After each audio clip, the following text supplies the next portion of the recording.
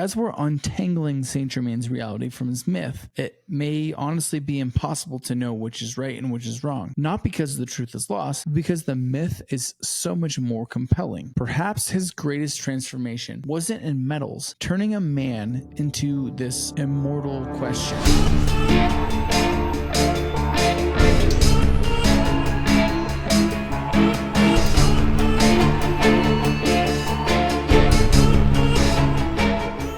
Bottles full of club.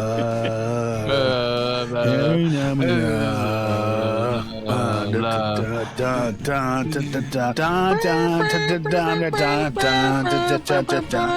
the Wayne's World countdown. Oh. 5, 4, 3. I was doing Bottom. I think I was doing Usher. No, I think you were doing different songs, dude.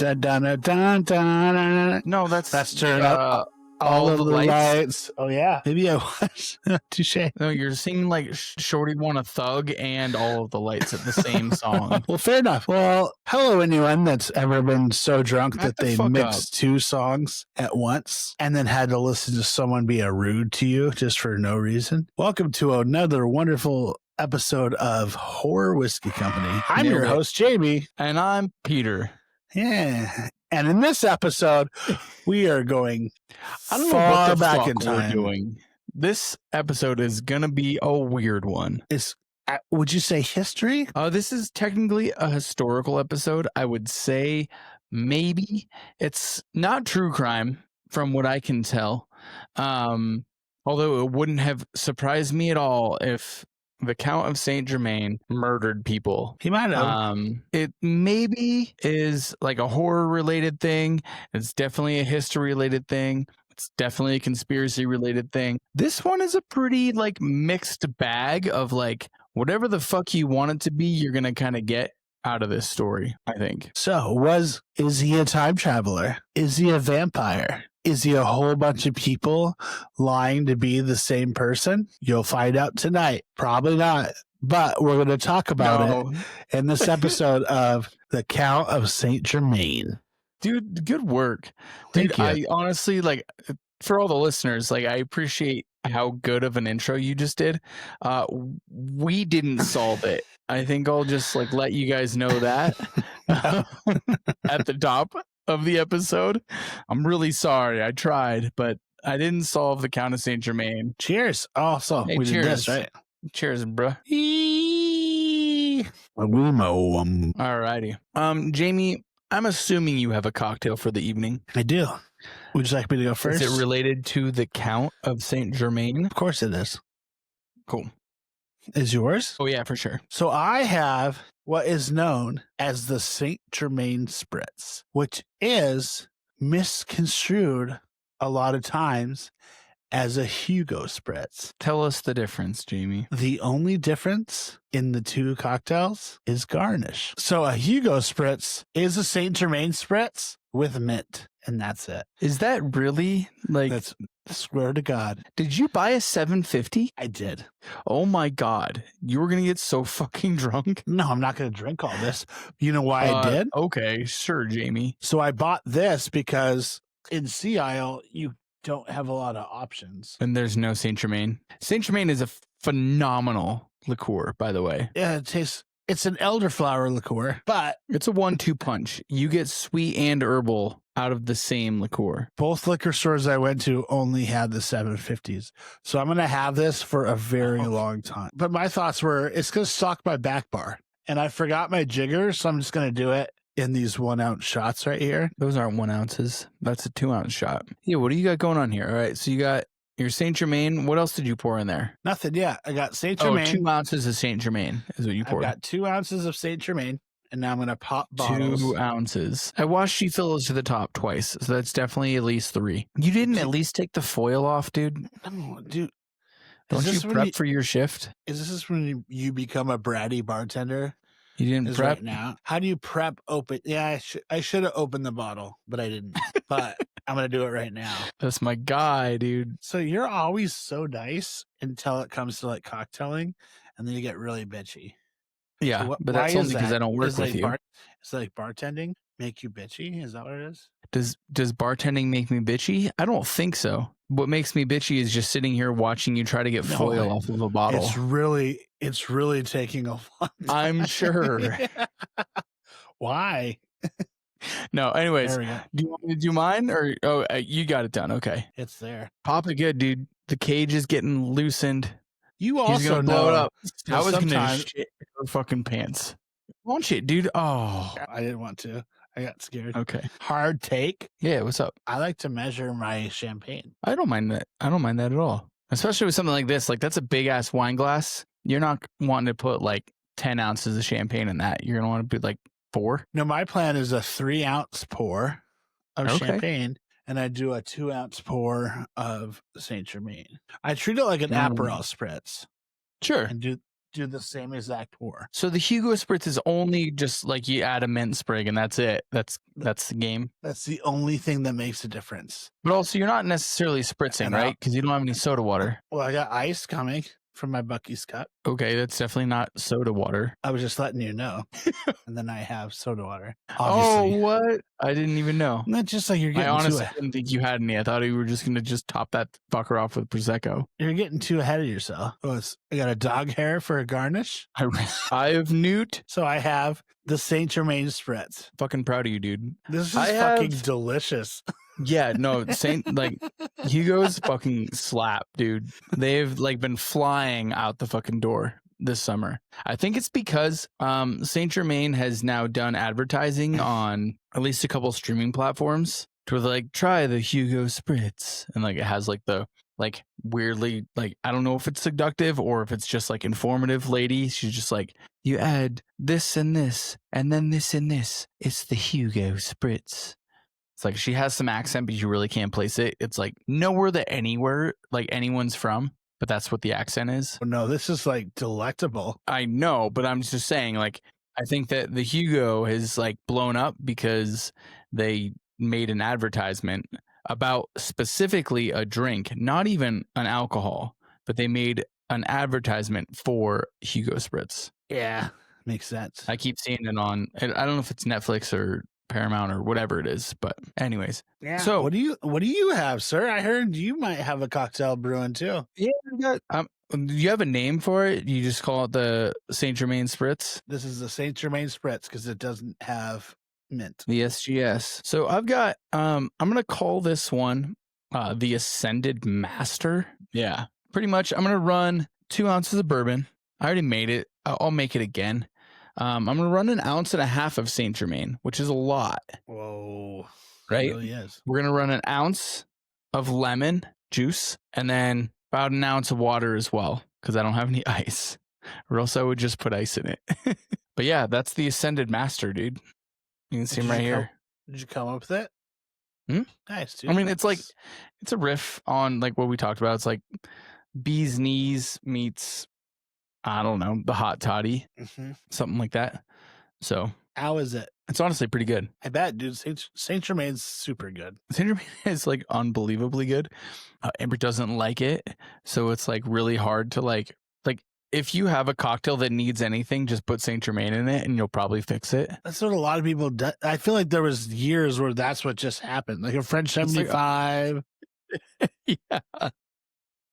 Like any like fruity martini just had Saint Germain in it. Like the Empress. Like not like a fruity martini, but like anything that was like a little bit citrusy martini had Saint Germain in it for sure, because it has everything that you want. It has floral. It has, I guess it doesn't technically have citrus, but it kind of has a citrus taste to it. It has sweet. It literally just, it's not a base spirit, but it's everything else, right? So anyways, I don't know. I think we got some pretty good drinks going on, dude. Cheers. Hell yeah. Cheers, dude. Look I'm going right into his eye. I'll say it again. This is fucking delicious. Yeah, I'm sure, dude. Am I now just go through? You were like, oh, I'm not going to drink that whole bottle. You're going to run out of champagne before you fucking run out of Saint Germain. Am I a Hugo Spritz guy now? Yeah, dude. You're a Hugo, dude. Give me some mint, dude. All right, let's get into it. All right.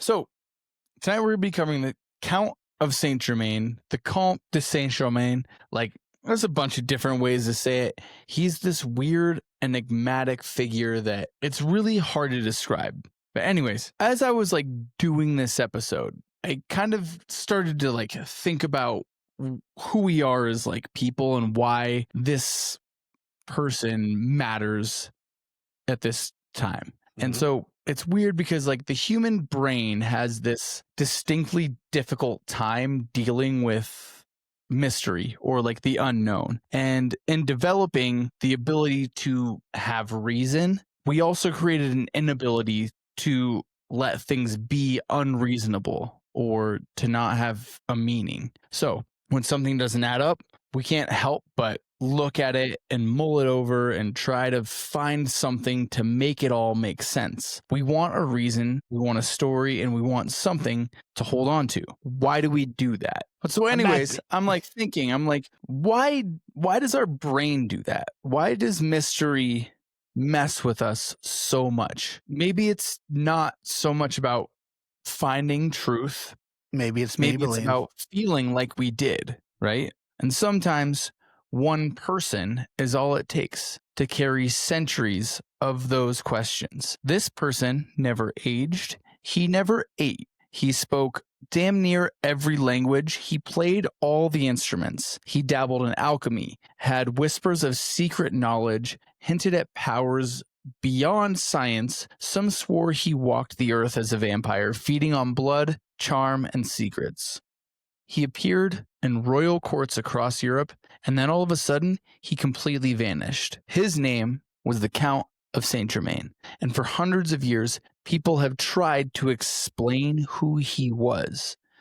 This is his story, and if you're hoping for a clean answer, you've already gotten in way too deep. So, our first documented glimpse of the Count isn't a royal court. It's in a moment so strange it would follow him for the rest of his life. So a woman sees a man glittering in jewels at a gathering in Paris and insists that she met him decades earlier when she was just a child. And the man, well, he smiles and bows and says, "You're correct." He remembers her, even though she looks exactly as he did back then.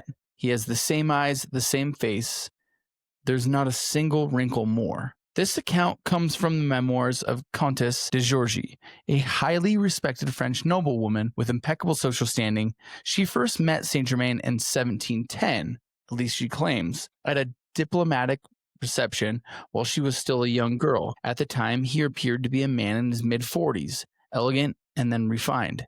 Over half a century later, around 1760, she encountered that same man again at another high society event in Paris. To her astonishment, his appearance was completely unchanged. He looks exactly as he had to the day that she had first met him. When she pressed him about it, he responded with a now famous line, "Well, I am very old," delivering a knowing smile before gracefully shifting into another conversation. What are you smiling about? Nothing. I just like to smile. So anyways, we open the story. There's this lady that is recounting a guy that she met 50 years earlier. He should be 90, at least in his mid 80s. Apparently he hasn't aged a day, and his only response to her saying, "Hey, I feel like I've met you before," he says, "You have. I am very old," right? So this is the start of, I don't necessarily want to call it lies, but Saint Germain has all of these crazy things that happen about him where he has a photographic memory and he can also, he's like a virtuoso on the violin, and he has this very strange way that he can dye cloth that sticks way better than everyone else. So after it goes through intensive washing, still holds. He can also transform, apparently, diamonds and can fix them. This is all stuff that will come later, but like it's a whole thing that he is almost like a character outside of reality. They called him an alchemist, correct? Correct. So alchemy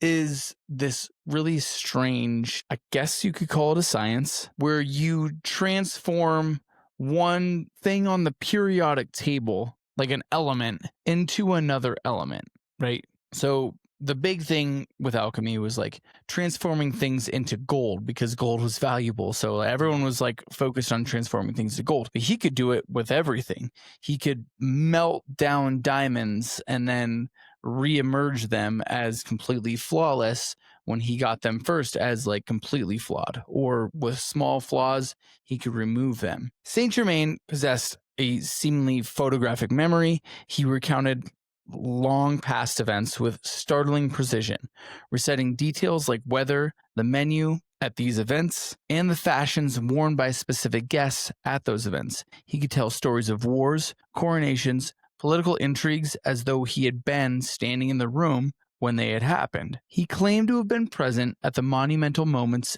in the history of the world, including the Council of Nicaea, which is when they wrote the Bible pretty much. It's when they like compiled all these different stories into the coherent story of the Bible. He claimed to have been at the marriage feast of Francis I of France in 1518, which is at this point over 250 years earlier, or 200 years earlier, and many other events stretching across the centuries. He even claimed to be tied into the legend of Cartophilus, who is known as the Wandering Jew, who was someone who criticized Jesus on his walk to the mountain after being sentenced by Pontius Pilate to bear the cross and be crucified.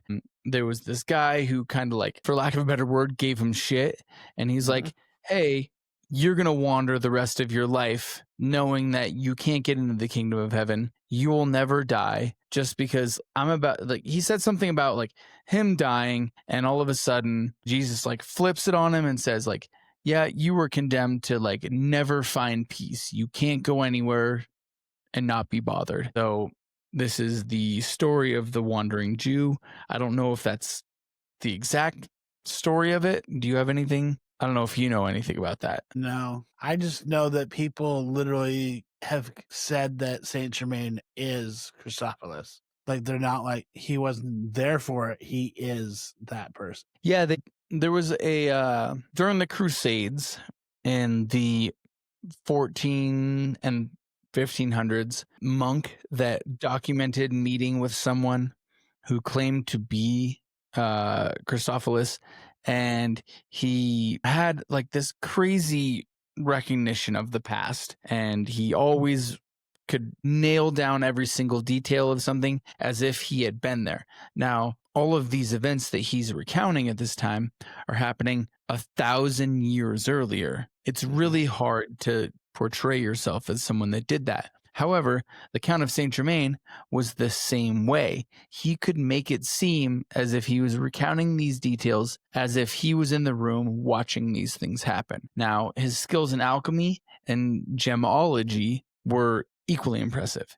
He was reputed to remove flaws from diamonds and large pearls without leaving any trace of alteration and create perfect gemstones indistinguishable from nature's own. The Count's demeanor was aristocratic, but also highly enigmatic. He spoke like a man of high birth, but never revealed the true origins of his age, his family, or his origins. So it led a lot of people to wonder who he was.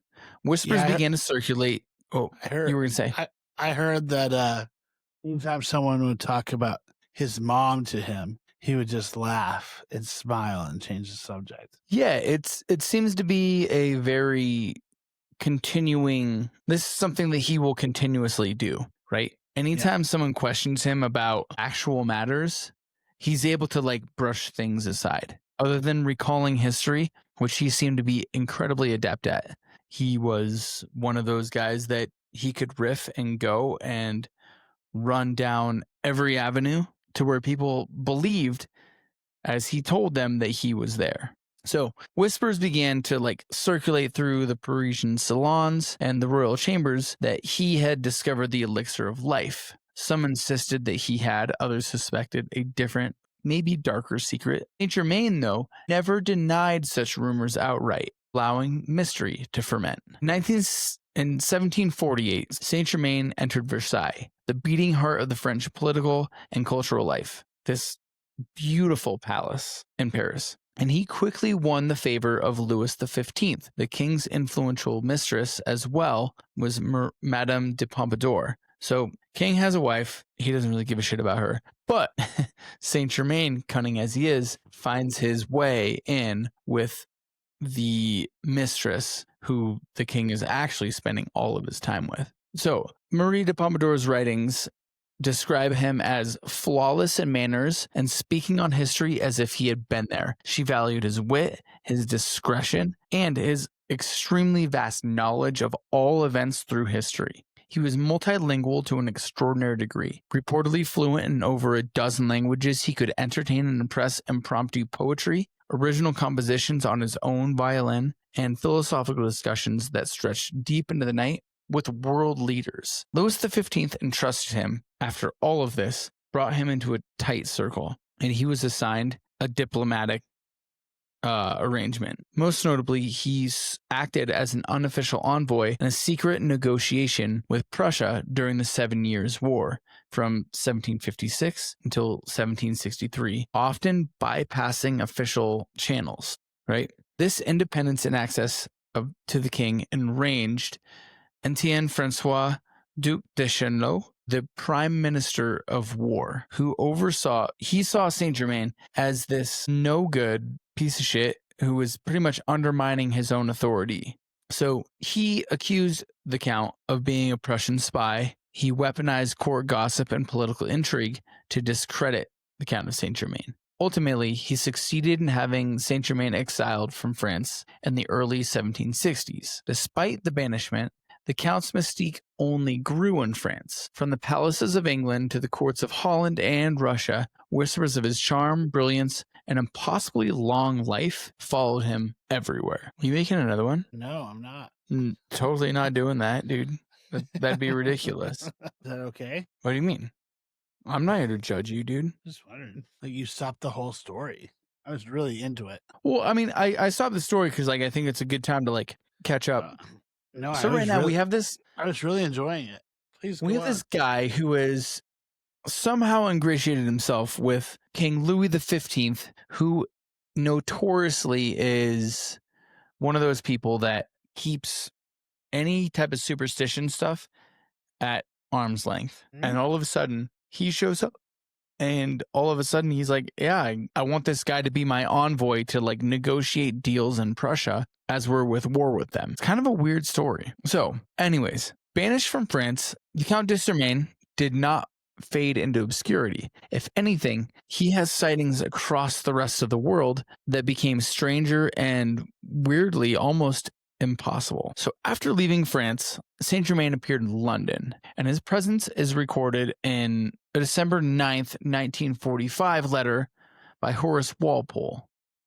He is the son of a famous politician in England at this time. He's a celebrated writer, he's an art historian, and also a decent politician himself. Walpole described him as a man who sings, plays the violin wonderfully, composes, is mad, and is not at all sensible. The words sound dismissive, but even Walpole admitted there was something weirdly magnetic about him.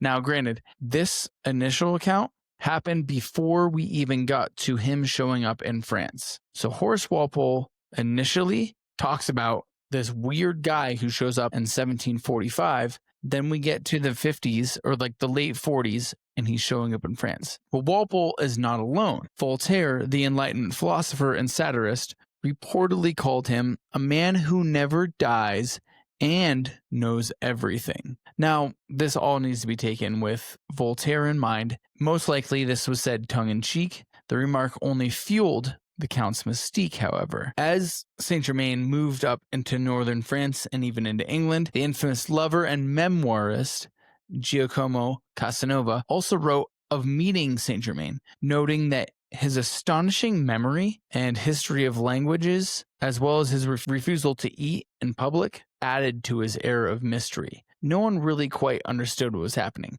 Now, Jamie, that's me. This is the first time that I can distinctly remember him not being able to eat in public. Why is he not eating in public? He never does. Literally every single time someone talks about a party or anything that Saint Germain was at, he never eats. It's because he's a vampire. Okay. So Or he's that's already entirely full. possible because those rumors were sparked by the fact that Casanova mentioned that he never ate anything. He would come to parties. He would never drink. He would never eat. He was just this weird, enigmatic character who sought to enchant entire rooms, but never like partook in any type of like either eating or drinking, which is, I get not drinking, but like you didn't eat anything. It's a little bit crazy. So It's very crazy.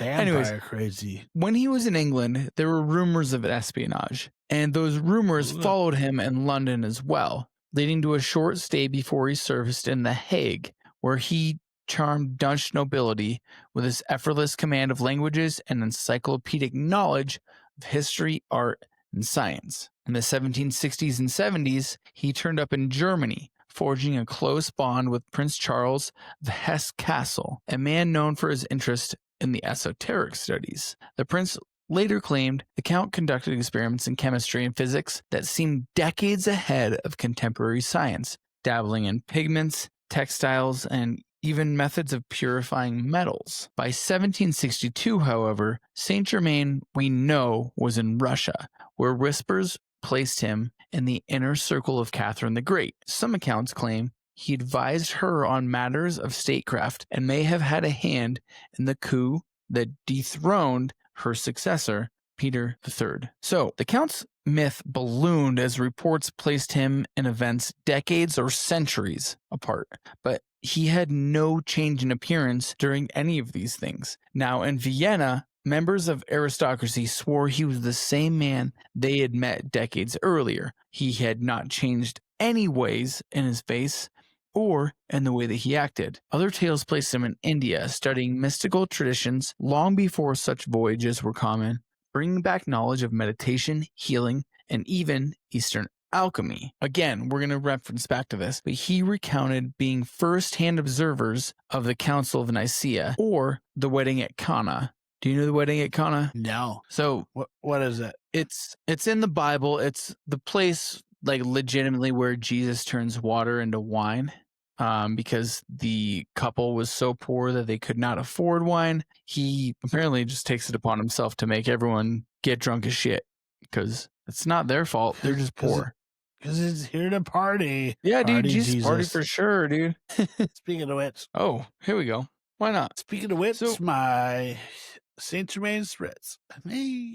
All of these like stories that he's telling don't just describe himself as someone who was there, but he's a person of influence, shaping history as he goes through it.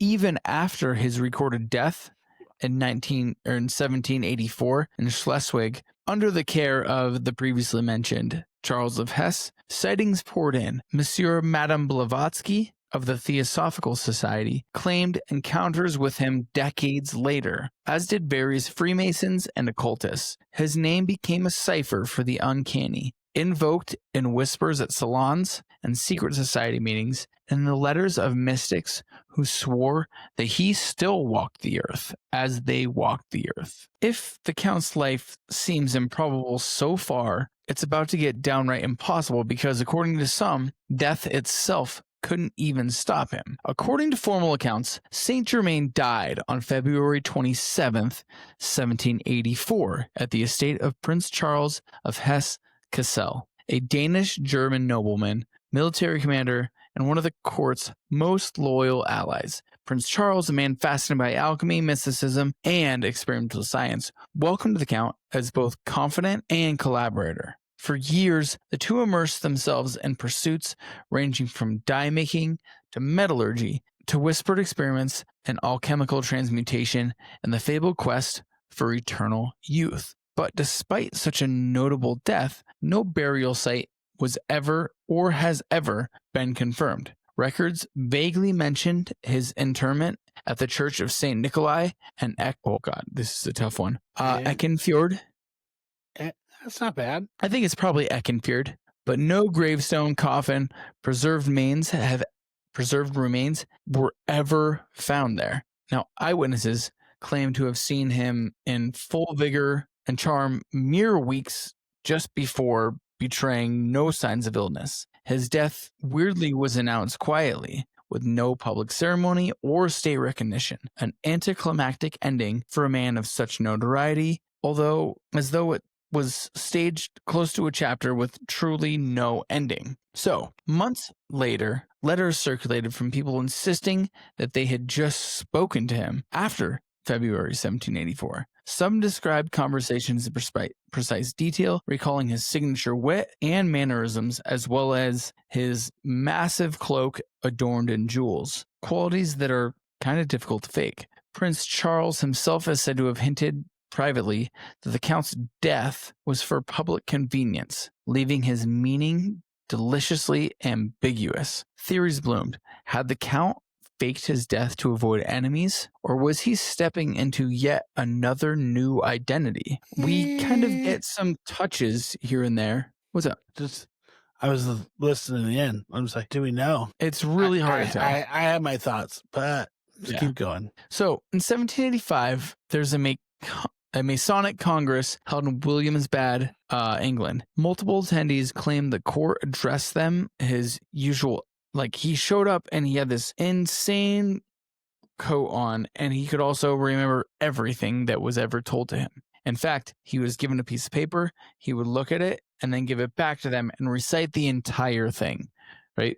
A couple years later, Countess d'Aumar, a trusted lady in waiting to Marie Antoinette, swore he visited her before the revolution, warning of the impending catastrophe. She said that the Count de Germain had not aged a day in decades. In the early 1800s, Napoleon's court buzzed with rumors of a mysterious advisor whose predictions were all too accurate. Some whispered that it was still the Count of Saint Germain in disguise. And then, in the 1820s to 1860s, reports placed him in Germany, Italy, and Russia, always among the upper echelons of society, always vanishing before distinctive proof could ever be secured. These persisting sightings fed claims that he had unlocked immortality via the Philosopher's Stone, the Elixir of Life, or potentially, actually, something much darker. What? After his so-called death in the year of 1784, Saint Germain's name drifted from royal courts and diplomatic channels into salons, secret societies, and whispered conversations by candlelight. His alleged posthumous appearances weren't treated as idle gossip. They became parables and cautionary tales tailored to fit the political, spiritual, or mystical needs of whoever told them. Pamphlets, memoirs, and pseudo-histories from the late 18th and 19th centuries portrayed him as not just a witness to historical events, but as an active participant in movements spanning centuries, implying a life that stretched beyond the limits of mortality. In some accounts, he was spotted in Vienna decades after his death, still charming, still immaculate, but still unchanged. Secret societies such as the Freemasons and the Rosicrucians claimed him as one of their own, a custodian of hidden knowledge, perhaps even a man who held the elusive Philosopher's Stone. Not Oliver Stone, but Philosopher's Stone. No, I gotcha. Then we get into some weird stuff with the Theosophical Society, who was led by the chief practitioner, Madame Helena de Blavatsky. She canonized him as an ascended master, aka what I call this drink, an immortal spiritual guide influencing humanity's progress from beyond the curtain of history. American esoteric circles insisted that he was present during the American Revolution, which isn't necessarily that unreal, because it was actually in the time that he was supposed to be there, but it doesn't necessarily balance. Whispering counsel to George Washington, and even shaping ideas that would make their way into the U.S. Constitution. Each group bent his legend toward their vision. To the alchemist, he was a scientist of the soul. To the mystic, he was a prophet. To the romantic, he was a lonely wanderer, cursed and blessed with eternal life. This selective storytelling transformed him into an ideological chameleon, always reflecting what his audience needed him to be. Now, the Count's strange habits, rarely seen eating food, he had incredibly pale skin, avoidance of daylight, were irresistible fuel for the 19th century vampire folklore. Jamie, I think this is the biggest reason why we're even doing this story. You think he's a vampire, don't you? I don't know. I'm tossed between him being a vampire or just a time traveler. Okay. But I want him to be a vampire. So yes, let's I have go a on. question about time traveling. Yes. Okay, so in time travel, theoretically, like you move through like a wormhole or something, right? That's how you most likely are going to gain access to a previous version of this same dimension, I'm right? pretty sure it's from a photo booth. You do it in a Shut telephone the booth. fuck up. Don't touch it. All right, go I'm ahead. serious. I'm like trying to ask you something. Like, All right, sorry. my biggest question is like, does the person that's time traveling also change? No, I don't think they do. I think they just go through different sectors as the same person. Maybe not. Maybe they don't change physically, but do they change mentally? Or the other way No. around, like maybe they don't change mentally, but they do change physically? No, I think it's like split seconds. So I Hmm. think they're just like, that's what makes me think that's why Saint Germain like knew as much as he did and stayed exactly the same age. Well, So the Count's like has a lot of weird shit going on, right?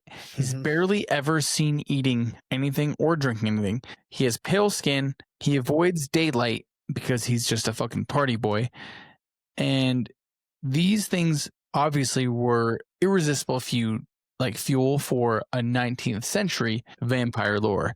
Therefore, he was immediately tied into being a vampire because Bram Stoker's vampire Dracula had just come out and everyone was like, oh, that's the Count of Saint Germain. Still, the imagery stuck. He was a well refined, dressed man gliding through centuries, feeding on maybe blood, but on influence, secrets, and the fascination of mortal people. Over time, Saint Germain became a malleable icon, easily reshaped to fit whatever mystery or conspiracy needed a face. Political movements, occult revivals, and fringe historians all found uses for him, placing him at the scene of revolutions, court intrigues, and apocalyptic prophecies. His myth thrived because it lacked any boundary. The less certain his biography became, the more space there was for invention. Each new generation added its own layer to his own legend,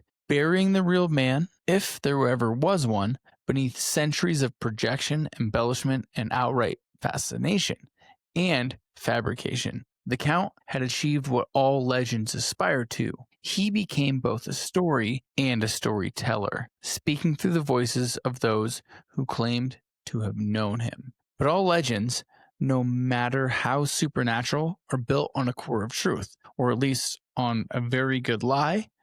And if we want to understand how the Count of Saint Germain became immortal in all of our imaginations, we have to strip away the shadows, confront the contradictions, and see if anything remains in the light. The contradictions in Saint Germain's story are honestly impossible to ignore. There are dates, locations, and accounts that defy any type of human logic. Some records place him in France and Prussia within days of each other, while others claim he was dining in Venice on the very night he was supposedly negotiating with British officials in London. Eyewitness accounts from respected diplomats, courtiers, and monarchs, figures whose reputations depended on accuracy, clash so sharply that it's hard to believe that they were describing the same character. What does this chaos mean? Was Saint Germain orchestrating his own myth, or was it shaped by others eager to make the tale more dramatic? Saint Germain blurred the line between truth and performance, dropping outrageous claims into casual conversation. He spoke of attending weddings at Cana, like we talked about earlier when Jesus turned water into wine, or of knowing rulers centuries dead, right? Most notably, he claimed to have been at the wedding feast of Philip the 14th, about 150 years before he was even recognized in this society, of witnessing the ebb and flow of whole civilizations. None of this, however, could be proven, but his confidence made disbelief seem almost foolish. Many believe he cultivated uncertainty as an art form, planting ideas like seeds that would grow into enduring legends. His disappearances were highly calculated. Each reappearance came with new stories, new skills, and somehow a fresh air of mystery. He dazzled courts with music, jewels, and feats of honestly legitimate alchemy, right? His mastery of science, history, and art lent credibility to his more fantastical claims, and by staying close to influential and educated people, he ensured that the whispers about him carried authority. As we're untangling Saint Germain's reality from his myth, it may honestly be impossible to know which is right and which is wrong. Not because the truth is lost, but because the myth is so much more compelling. Perhaps his greatest transformation wasn't in metals, but it was in identity, turning a man into this immortal question. His real trick may not have been living forever, but making sure that the debate over his immortality never died. By the late 18th century, Saint Germain's physical story appeared to be at an end, right? But in truth, it's kind of when the whole thing began to blow up.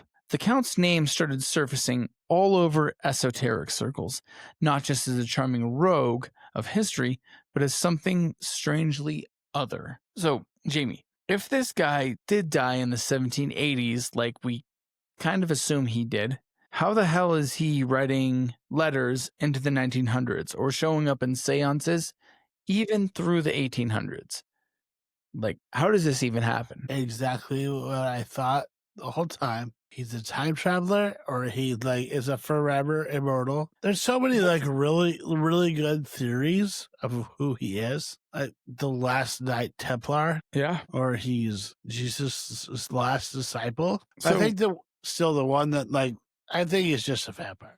It's totally fair. So in the late 1800s, do you know Madame Helena Blavatsky? No. She is maybe the most, I'd call her the witchiest woman I can really think of. She is the founder of co-founder of the Theosophical Society, who claimed that Saint Germain had not died, but had ascended to become one of the hidden masters, a group of enlightened beings guiding humanity out of the darkness and into the light. According to her writings, Saint Germain was now this weird ascended master of wisdom whose purpose was to shepherd her civilization into a new age. There was portraits that were made of him, and they were hung next to figures like Kuthumi and Moira, lending, and I don't know those figures, but there are apparently huge deals in these esoteric circles where kind of magic is technically real, right? So he has his portrait next to these people, giving him weight in their story. Here, the Count wasn't just a man, he was an important and immortal custodian of human progress. But this is the moment where his life stops being this weird confluence of history and him remembering things and starts becoming the future, right? Yep. Because it doesn't stop there. In 1930, Guy Ballard, a mining engineer turned somehow mystic, claimed to have met the Count of Saint Germain in person while he was hiking Mount Shasta in California. He says that he was walking up the hill and this guy was coming down the hill, and he was working really hard. And he's saying this guy came down the hill. He had obviously come further up than I had, completely adorned in robes of jewels, and told me all of the secrets. It's a weird thing. So Ballard described him as like a tall, regal man dressed in violet, diamonds, and he was radiating energy. This meeting inspired Ballard's I Am movement. It was a spiritual, technically cult that quickly descended, but definitely had some people that actually bought in. The Count was also credited with revealing the violent flame, which is a mystical energy for cleansing karma and healing the soul. This is not just from Guy Ballard. This is from Madame Blavatsky. There's this weird thing. Apparently, you can burn out all the impurities of your soul as long as you don't actually catch on fire. Apparently, Saint Germain did it all the time, and that's how he was so pure. Another weird circle is that we have to talk about the Freemasons. Saint Germain was whispered about as an initiate of the highest order. What's the highest order, Jamie? Oh, I don't know. What? It's level 33, bro. Really? That's okay. I thought you were going to know it, and you don't. That's totally fine. You don't have to know Sorry. these things. I thought you were in there, but it's cool. No, I don't know much about One of the these days, occult. we're just going to be able to yell at each other about conspiracies and stuff like that. We'll get But there. we're getting there, dude. Yeah. I'm kind of just like yelling at you about it now. And you're like, hey, quit yelling at me. No, I'm not.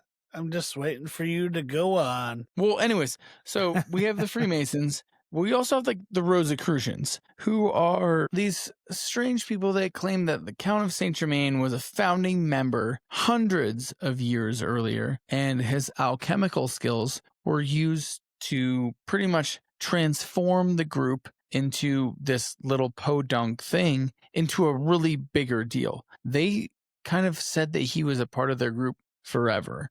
There were also persistent rumors that the American founding fathers like George Washington and Ben Franklin had clandestine meetings with a mysterious European advisor who bore a striking resemblance to Saint Germain. Mostly, anytime there's a big dude that shows up with a cloak full of gemstones, apparently that's just the Count of Saint Germain. No one else is allowed to be fancy, I think. Why? That's just how it is. They're like, oh, yep. They met with someone who wore gemstones. It was the Count of Saint Germain, no doubt. I guess that's maybe fair. But anyways, so throughout the 19th and 20th centuries, we have all of these other sightings of the Count of Saint Germain. People that are saying that they've seen him before in their life. And then they're writing, like, just so I can clarify all of this now, all of this is from writings of people at the time. It's not some weird thing that is speculated. We have documented proof of people writing about this guy who somehow appears in multiple centuries of generations, right? We have the Congress of Vienna. Apparently, he's supposed to be dead at this point, but he is available in circles and is still looking rather youthful.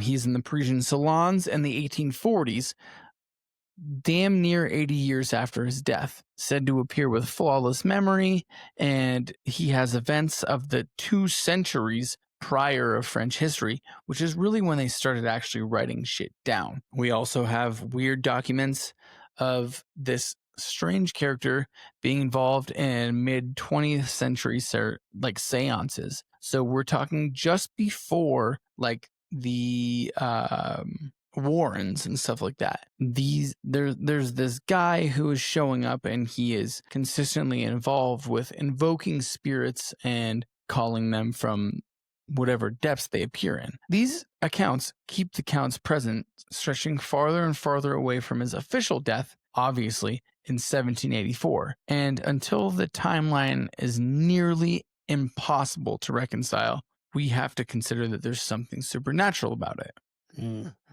So, Really? All right. Whether or not these appearances were real, the Count's posthumous life became bigger than his actual biography did. They were more distant from his own timeline. They were less tethered to natural reality, but also they kind of were bigger stories. Now, do you think it's possible that the Count wanted this? Like his magic trick that he was trying to pull was making us all believe that it was still him long after he was actually gone. No. Okay. So, do you think that like yeah, I think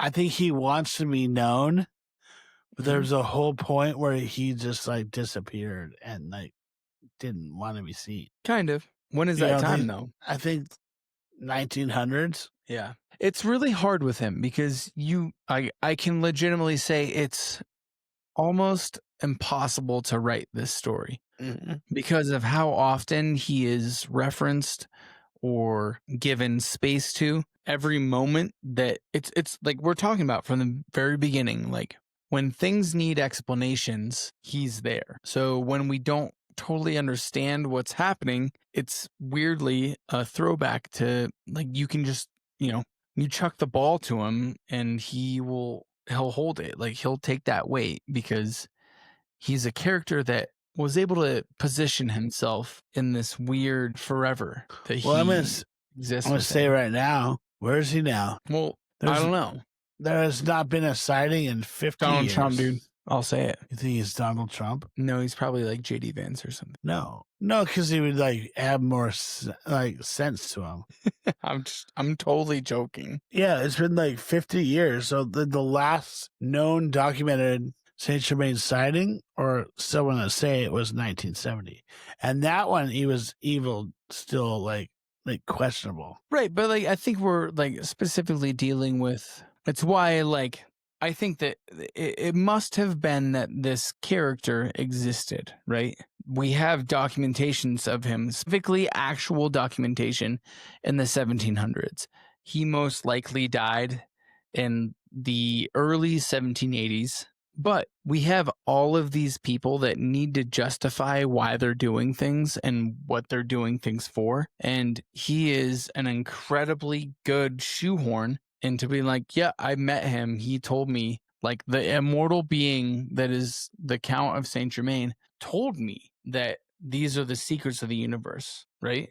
So why would you disagree with that? I don't. I'm not asking personally. I'm just saying, like, I think that's how people are situating it.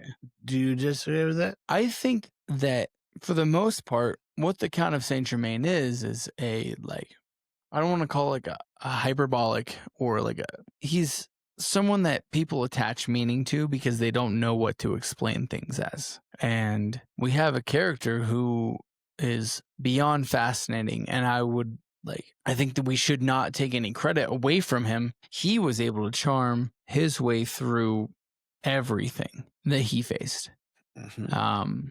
At multiple points, like we didn't even really cover it that much, but he can predict the future. He is so tied into what the world around him is experiencing that he can figure it out and not seem outside of it, but seem very much on top of it, to where he can predict things. And it just like, it doesn't seem that unreasonable, right? No. But the reason why he's not here in the modern times is because, well, we have memory, and it's not just human memory, because no offense, human memory's pretty fucking bad, but computers aren't. They remember shit forever. All this dumb shit that we say every single fucking week or two, like until we maybe try to even scrub it from the internet, will never disappear, right?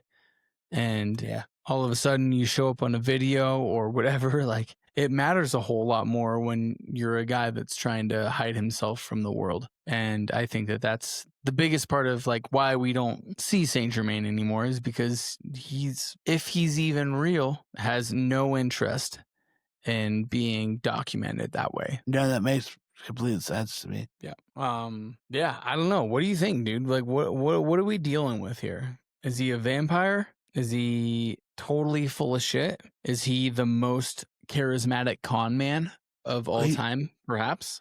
Well, you didn't even get into the vampire part. I mean, I touched upon it, but like, there's certainly like, there's parts of his lore that tie him specifically into like New Orleans. Apparently there was like a huge deal with New Orleans in the 1800s where there was a lot of vampires apparently. And he was maybe tied into one of them.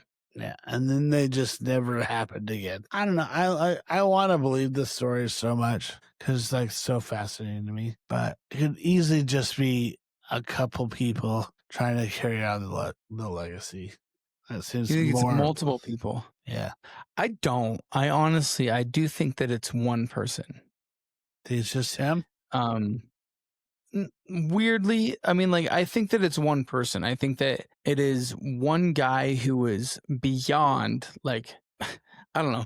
We live, for the most part, like, I know that you're in a small town-ish where you are, but, like, we live in very small spaces, and I can 100% see in the world someone being so charismatic that they can convince people, like, they're not the dumbest person out there. They can talk religion, they can talk politics, they can talk history, these things that, like, I think there was a guy that showed up in the 1750s that blew everyone's mind, and all of a sudden it was such a huge deal because the French were also so romantic at this time. Like, we're talking about, it's moving from the Enlightenment era into the legitimate romantic era of history. and we want to attach meaning to things. It doesn't have to make sense, but we do need meaning. And I think that this is such a perfect character to embody the movement from the Enlightenment, like rationality, to a kind of feeling that maybe all of this is something special, but there's a certain person that can do that kind of thing. That's only my like very base thought, but yeah. Well, with that being said, how do you want to wrap this pony up? Dude, I got a little toast. All right, let's hear it. So yeah, I think, do we toast to the man or do we toast to the myth? Because either way, both, baby. Let's go. So, if the Count really did cheat death, and if he's still out there, I'd like to think he's somewhere living it up in a mansion, a dark corner room, crushing fucking Hugo spritzes. You know, he only drinks Saint Germain. And he's like, maybe checking out this podcast and just being like, these guys are so fucking dumb. So, here's to the dumb idiots who are trying to research you, man. Saint Germain, keep it real, bro. With that being said, please like, subscribe, hit the notification button, and just so you know, we love you a whole bunch. We're not in love with you. So cheers. Oh, sorry. I was doing my little heart hands. You see it? Mm-hmm. So stay wicked. Stay weird. Stay wasted. Love you guys.